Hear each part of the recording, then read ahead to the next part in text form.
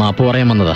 ഓഹോ, അപ്പൊ പറ കേക്കട്ടെ. ഞാനിന്ന് ഈ വീഡിയോ ചെയ്യുന്നത് ഒരു ക്ലാരിഫിക്കേഷൻ തരാൻ വേണ്ടിയിട്ടാണ്. അതായത് എന്നെ ഇങ്ങനെ വളരെ മോശമായിട്ട് അല്ലെങ്കിൽ ഒരു അഹങ്കാരിയായ രീതിയിൽ എന്നെ ഇങ്ങനെ കണ്ടുകൊണ്ടേയിരിക്കുക.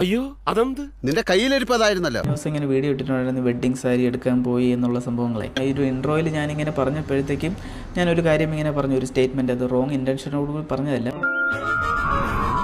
ഞാൻ ഇപ്പം കഴിഞ്ഞ ആഴ്ച ഒരു പെണ്ണ് കാണാൻ പോയി എന്നുള്ള കാര്യം നിങ്ങളുടെ അടുത്ത് പറഞ്ഞിട്ടുണ്ടായിരുന്നല്ലോ.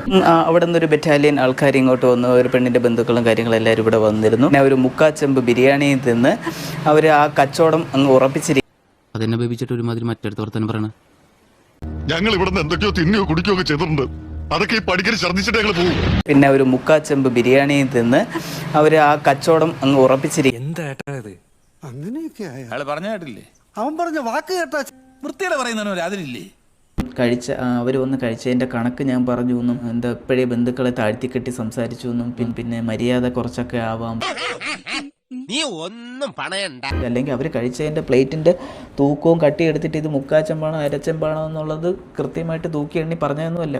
അത് ആ ഫ്ലോയിൽ അങ്ങ് വന്ന് അങ്ങ് പറഞ്ഞു പോയതാണ്. എപ്പോഴത്തെ പോലെ ഞാനൊരു തമാശ ഉദ്ദേശിച്ചുള്ളൂ, പക്ഷെ അതാർക്കും മനസ്സിലായില്ല. നമ്മൾ പറയുന്ന ഓരോ കാര്യത്തിനും ആൾക്കാർ പല രീതിയിൽ കിണ്ടിയും കീറിയും മുറിച്ചും പോസ്റ്റ്മോർട്ടം ചെയ്ത് അതിനെ വേറെ രീതിക്ക് പല രീതിക്കും വ്യാഖ്യാനിക്കപ്പെടും.